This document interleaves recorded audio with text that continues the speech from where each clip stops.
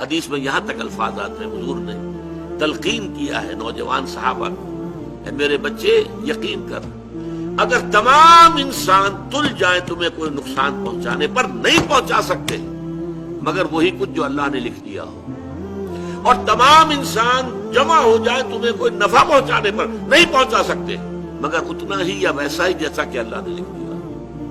تو انسانوں سے کیا ڈرنا، نہ انسانوں سے کوئی توقع نہ امیدیں، اس کی امیدیں قلیل، اس کے مقاصد جلیل۔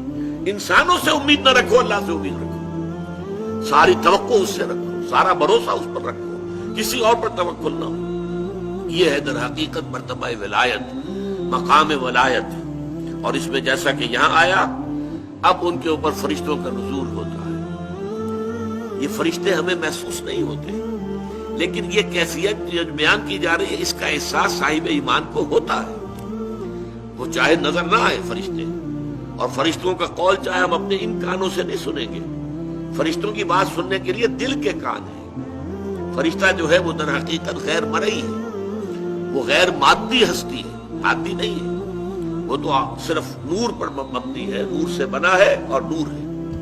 لہذا ان کا تنزل ہوتا ہے، وہ کیا کہتے ہیں، اللہ تخافوا ولا تحزنوا، وہی نتیجہ، الا ان اولیاء اللہ لا خوف علیہم ولا هم يحزنون۔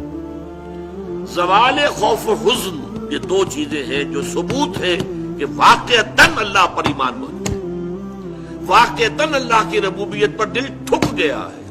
اگر دل پریشان ہے، یہ میرا نقصان کر دے گا، یہ مجھے تکلیف پہنچا دے گا، یہ میرا یہ کر دے گا، وہ میرا وہ کر دے گا، اس سے میری یہ بات بن جائے گی، وہ مجھے یہ فائدہ پہنچا سکتا ہے، لیکن کہتا ہے دعویٰ یہ ہے کہ اللہ پر ایمان ہے میرا۔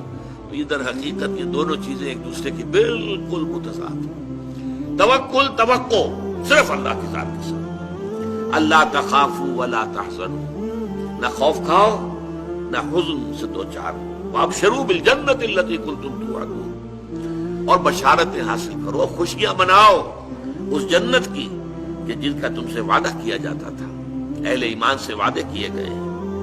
وَلَكُمْ فِيهَا نَحْنُ أَوْلِيَاؤُكُمْ فِي الْحَيَاةِ الدُّنْيَا وَفِي الْآخِرَةِ، ہم تمہارے ساتھی ہیں، مددگار ہیں، پشت پناہ ہیں، حمایتی ہیں، دنیا کی زندگی میں بھی آخرت میں بھی۔ یہ نوٹ کر لیجیے، یہ دنیا کی زندگی میں ایک چوسر کی جنگ ہے، جیسے چوسر کی سڑک ہوتی تھی، حق و باطل کی جنگ جاری ہے۔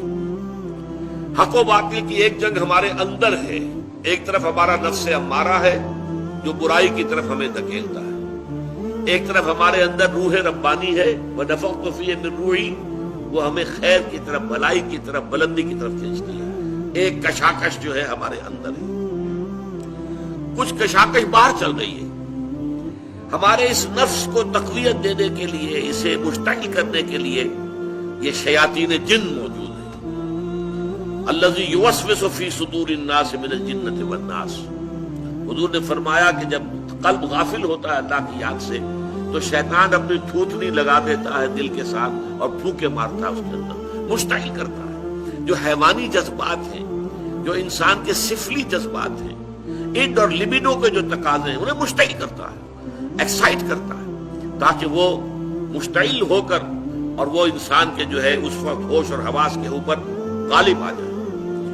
اس کے مقابلے میں فرشتے ہیں غیر مرئی، فرشتے جو ہیں وہ ہمیں روحانی طور پر تقویت پہنچاتے ہیں۔ ہمارے اندر کا جو خیر ہے، جیسے کہ ہمارے اندر کا شر، نفسانیت، اس کو تقویت پہنچانے والے شیاطین جن باہر موجود ہیں جو نظر نہیں آتے، اسی طریقے سے ہمارے اندر کا خیر، روحانیت، اس روحانیت کو تقویت پہنچانے والے ملائکہ ہیں جو خارج میں موجود، وہ بھی نظر نہیں آتے، یہ بھی غیر مرئی، وہ بھی غیر مرئی۔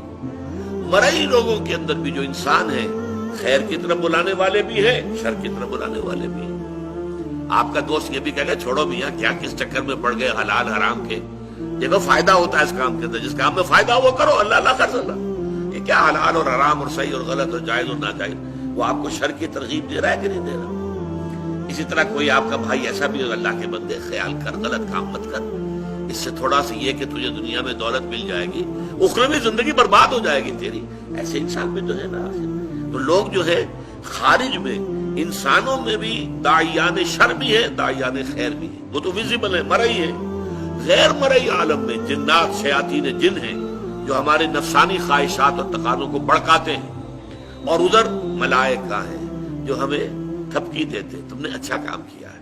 اچھا کام کر کے جب مسرت ہوتی ہے، حضور نے فرمایا اذا سرت کا حسنتک وساءت کا سیئتک فانت مومن۔ دیکھو اگر تمہیں کوئی اچھا کام کر کے خوشی محسوس ہو اندر، اور برا کام کر کے تو دل کے اندر کوفت محسوس ہو، یہ میں کیا کر بیٹھا، یہ مجھے نہیں کرنا چاہیے تھا، فانت مومن، تو یہ ایمان کی علامت ہے۔ اذا ساءت کا سیئتک وسرت کا حسنتک فانت مومن، بھلائی کر کے خوشی ہو، کوئی برائی ہو جائے تو افسوس ہو، رنج ہو، تو یہ گویا کہ ایمان کی علامت ہے۔ تو فرشتے تھپکی بھی دیتے ہیں، حوصلہ بڑھاتے ہیں۔ قرآن مجید میں آیا ہے جنگ بدر میں، جنگ احد میں فرشتے آئے، انہوں نے مدد کی، اہل ایمان کے دلوں کو اور اہل ایمان کے قدموں کو جمایا۔ انثبت الذین آمنوا، جاؤ قدم جما دو اہل ایمان کے، تو اہل ایمان کے لیے فرشتے آئے۔ تو یہ فرشتوں کا نزول ہوتا ہے ان اولیاء اللہ، اللہ کے ساتھیوں کے بارے میں۔ اب یہ اولیاء اللہ سے آپ یہ نہ سمجھ لیجئے کہ وہ کوئی علیحدہ قسم کی نوع ہے یا کوئی علیحدہ جنس، انسانوں ہی میں ہوتے ہیں نا۔ تمام صحابہ اولیاء اللہ تھے، سب کے سب اولیاء اللہ کا جو اعلیٰ ترین معیار ہے، کوئی ولی اللہ غیر صحابی ادنا سے ادنا صحابی کے پائے کو بھی نہیں پہنچ سکتا۔ یہ اچھی طرح نوٹ کر دیجیے، یہ ہمارا اہل سنت والجماعت کا پختہ عقیدہ ہے۔